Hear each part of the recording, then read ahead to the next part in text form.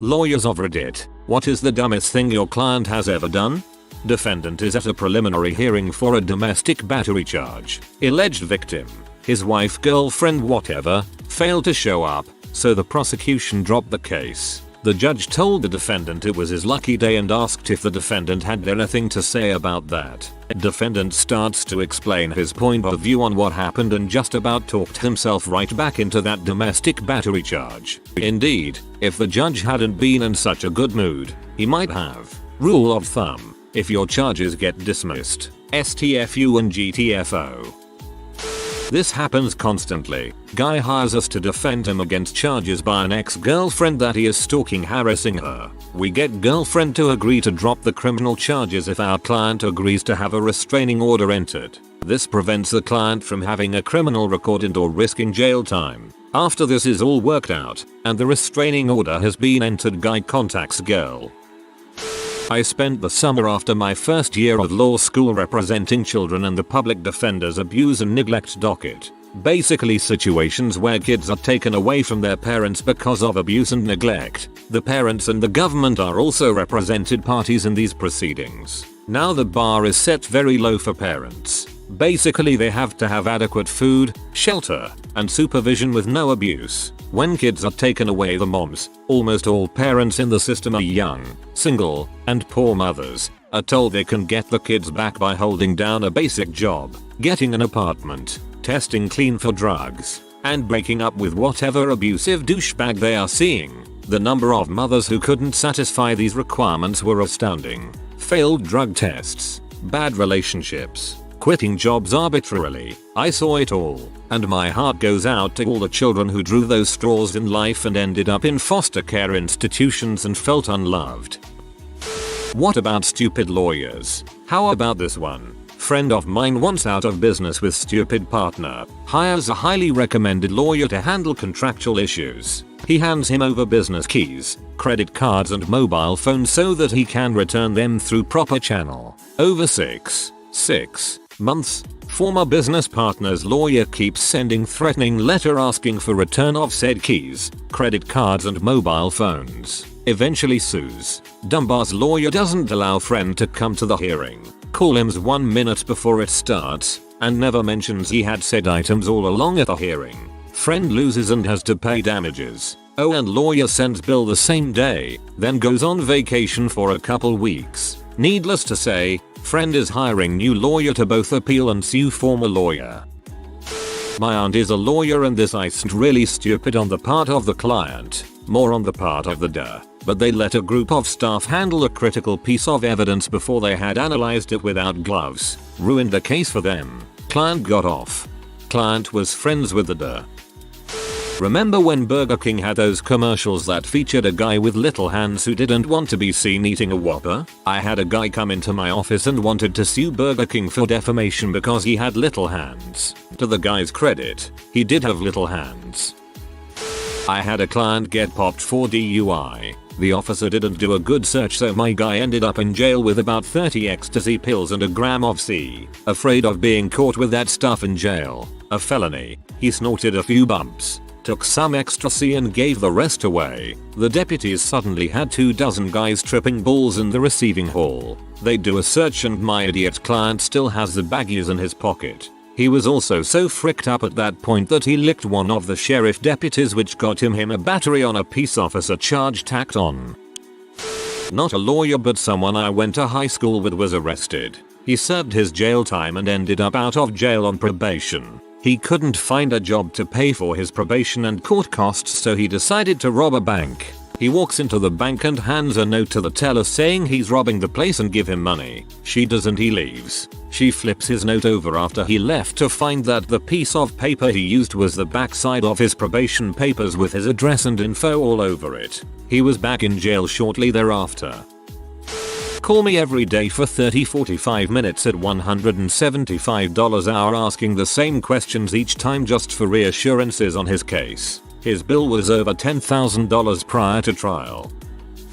While these aren't as flashy as most of the stories told here, I see them from my clients almost every single day. 1. Criminal. Confessed to police immediately following arrest. Every dang day. 2. Civil. Pay me thousands in retainer and then refuse to do even minuscule things to further their case. It would amaze you the amount of times people have complained about their billing but have paid me hundreds of dollars an hour to fill out simple forms for them, that is. Simple name, address, social security forms, and to go through credit card statements and bank statements to list the account numbers on a divorce property statement, etc. Simply because they are unwilling to do it. I have to call and conference with them and go through each blank on the form because they simply won't do it and return it in a timely manner. In more involved divorces, this can cost them thousands when all they need to do is sit down and list their assets, liabilities. You hire an attorney to do the legal work. You can save yourself a ton of money by taking care of everything that doesn't require legal expertise on your own. Throwaway account. I was a new mediator at the time, mediating a small claims landlord-tenant issue in a courthouse hallway. Limited civil jurisdiction mediations usually get their own room, but it's common for small claims to be done anywhere you can grab space outside the courtroom. The two individuals were about 20 feet apart and both sides were really upset, so I was doing a lot of going back and forth, listening and trying to drill down to common interests and what they could live with as a settlement. Eventually, the tenant starts getting more friendly and says he might be willing to compromise, which was really surprising to me after some of the things he had said. I chalked it up to my excellent mediation skills and went to speak to the landlord, who appreciated the tenant's gesture and said she'd think through some options we had discussed. I returned to the tenant, who by this point said, "Man, you know what? Really, it's no big deal. Let's just do what she wants. It's fine." This also surprised me, but after a few more minutes of me making sure it's what he really wanted, we had a mediation agreement signed lining up pretty much with what the landlord wanted. As I'm saying goodbye to the tenant, I look down and see him holding a joint by his side. He had managed to stand pretty close to a vent. Plus I was super naive at that point in my life and thought I had only been smelling weird BO. Upon quickly looking around, it was clear the hallway was relatively crowded, with streams of attorneys, clients, and bailiffs, the guys with uniforms and guns, going by. We were about 10 feet from a courtroom door. It wasn't until after he walked away that I realized he may not have had capacity to sign the agreement. TLDR. Smoking weed in the courthouse hallway with bailiffs walking by, and negotiating a binding agreement while increasingly high. On a site inspection with opposing counsel's experts. Expert, can we please see the bolts that failed, causing the plaintiff's death? Client, no, those are broken. They were made out of cheap metal. That's why they failed. I almost slapped my client. Frankly, I'm sad I didn't. My dad once had a guy get caught for vandalizing and he was caught on tape. This guy wore the same exact clothes into court that he wore on the video. Since we're telling dumbest criminal stories, a girlfriend of mine was married to this piece of sleaze who had a dumb piece of sleaze friend. Dumb friend gets himself jailed because he robbed his own local bank branch where he did his banking. Despite wearing a cunning disguise, a ski mask, a teller recognized him from his frequent visits to the bank and told the cops, so he's righteously locked up.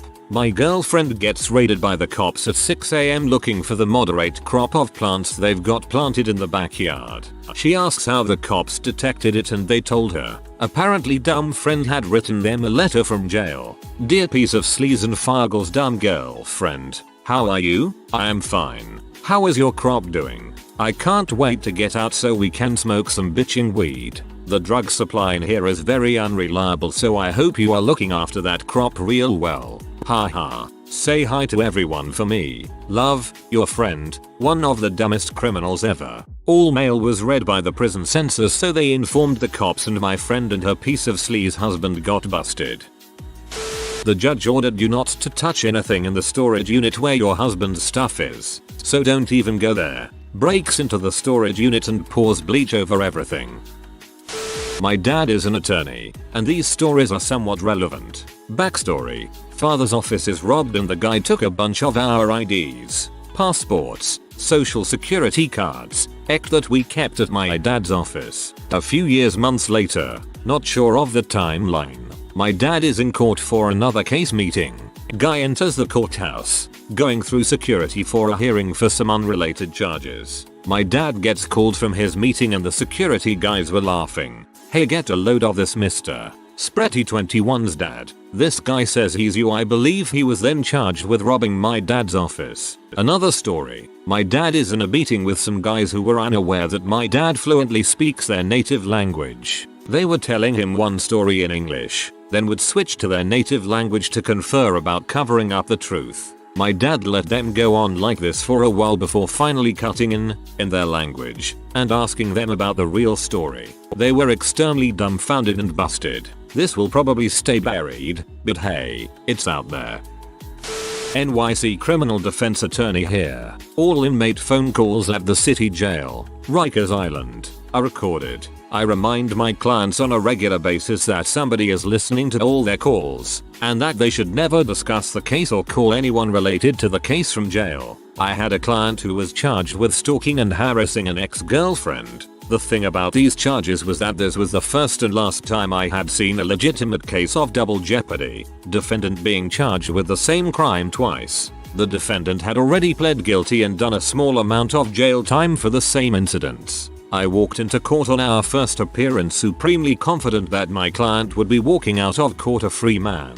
To my surprise, there was a second indictment charging new crimes. My genius client had called his ex-girlfriend and the day had recordings of him threatening to beat her if she came to court to testify against him. We took a plea right there and he served 3 years for witness tampering and contempt. If my client had only listened to my advice and let me do my job, he would have gone home 3 years earlier than he did. On the other hand, it seems like the system worked perfectly in this case. Not a lawyer, but my daddy's. His client was facing the death penalty and wanted to take the stand in his own defense. Basically, the guy was a crazy mother. Any words that came out of his mouth were 6 kinds of fricked up. My dad and the other 3 lawyers on his team advised him not to do it, kept him from testifying for as long as they could, but if a client wants to talk, they can. He gets up there and proceeds to read a 12-page letter. 12 pages of gibberish about how he wasn't crazy. He's on death row. I'm not comfortable that it's appropriate to tell stories about my own clients. So, 1. Recently I saw a defendant appear in federal court wearing a t-shirt saying 2 in the pink, 1 in the stink. 2. I prosecuted a bank robber. I think he pled guilty mostly to avoid having my show bank surveillance cam photos to the jury. C. He robbed a bank while wearing sagged pants. When they tried to leap over the half door that separated the teller area from the customer area, the pants came off and tripped him and he fell on his face. The cameras captured, in exquisite detail, the change in his facial expression from bravado to concern to terror as his pants came off. Actual case I defended. Woman using drive-thru ordered a regular-sized value meal at McDonald's. The restaurant had run out of smaller soft drink cups, and without telling her first gave her a large soda. Rather than saying thanks, she sued, claiming the unexpected weight of the large soda tore her rotator cuff. Litigated it for 2 years. Sexual harassment case. Our client, the business owner, went into court, looked the plaintiff up and down, and said you'd look better without the skirt. It went okay. Wasn't my client, but I saw this happen. Defendant moves to remove his public defender, apparently listening to advice from a cellmate. Def. Your Honor, I would like to represent myself. Judge. Very well. Will you be changing your plea? Def. Yes. I would like to plead not guilty by reason of insanity. Judge. Do you have a mental disorder? Def. Number. After a brief chat with his former attorney, defendant reinstated the public defender as his counsel. My guess is defendant listened to counsel when he said that pleading not guilty by reason of insanity means admitting you did indeed perform the acts of which you were accused. Posting my mother's story on her behalf. She was a public defender and once got a client who was charged with reckless endangerment for the nth time. Can't remember how many. She tells him to basically be quiet and she will talk to the aider and see what can be worked out. They end up getting in front of the judge and the client just starts trying to tell the judge his story, wherein he complains that he had just stopped at McDonald's and so had a Big Mac in one hand and a large Coke in the other hand. His cuff holder wasn't easily accessible, so since both hands were full he clearly couldn't control the fact that he was going 90+ on a winding country road with a 30 mph speed limit. Our defense for crack possession rested entirely on constructive possession, in that the defendant didn't own the car he was pulled over in, and thereby didn't know there were drugs in it. What he failed to tell us, but freely disclosed during cross, was that he had sold the car that morning for cash, and then borrowed it for an errand. A crack errand evidently. I hope Vince Gilligan is reading this because there's enough here for at least the first season of the Saul Goodman spin-off. From our local newspaper, guy robs a convenience store when it is closed. They look at the security footage and say, oh, that's Mike. He lives out back in a trailer. They go to arrest him, and he's flushing the money down the toilet, which clogs. He says he was trying to hide it from his wife. Then before they put him in the squad car, he asks to give his wife a hug, then immediately runs into a field. He is promptly returned to the squad car.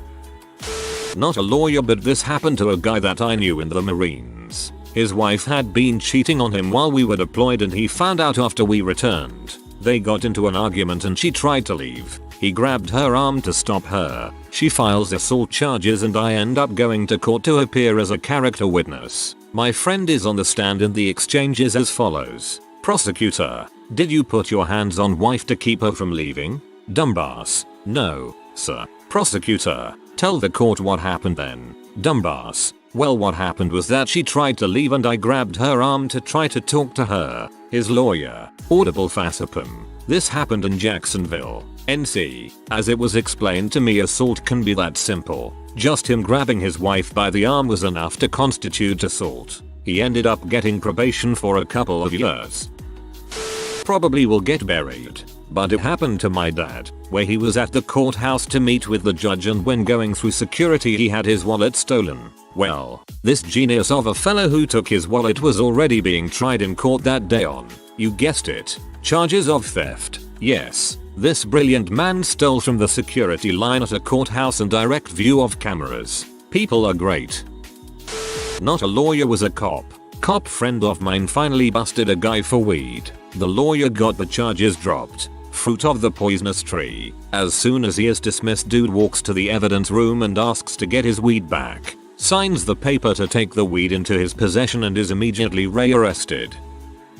Well, I'm a criminal defense attorney, so I could probably write a dang book, but this one was pretty bad, and it ended horribly. I co-counseled a murder case where the defendant allegedly, although he has been convicted already, shot and killed a guy for supposedly taking his sister's $50 bag of weed. The evidence came out that the sister's boyfriend had allegedly pistol whipped the guy, who witnesses said didn't fight back. He left the place he was and walked to some other apartments, where he was gunned down by another person, allegedly the defendant. The sad thing was, after the shooting and the victim was pronounced dead, it came out in trial that the bag of weed was later found, and it had fallen behind a bookcase. Whether he did it or not, I'm sure the appeal is still pending. The victim died for no reason.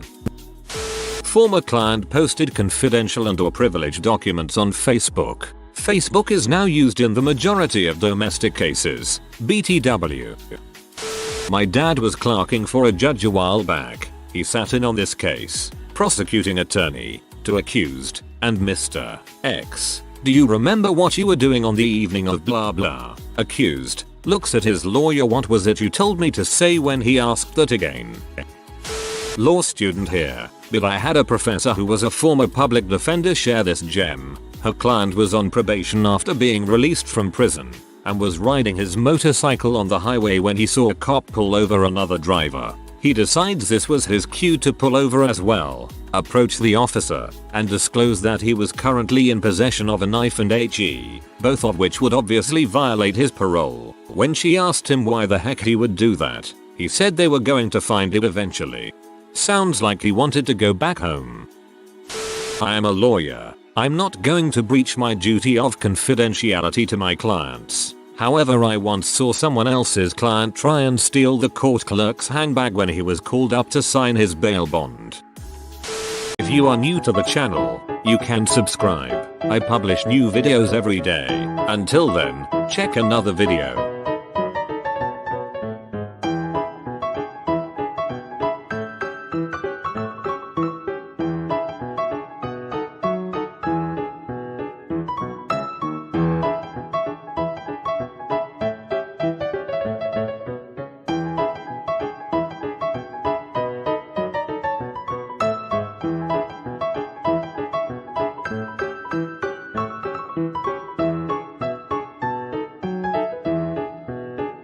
Bye for now.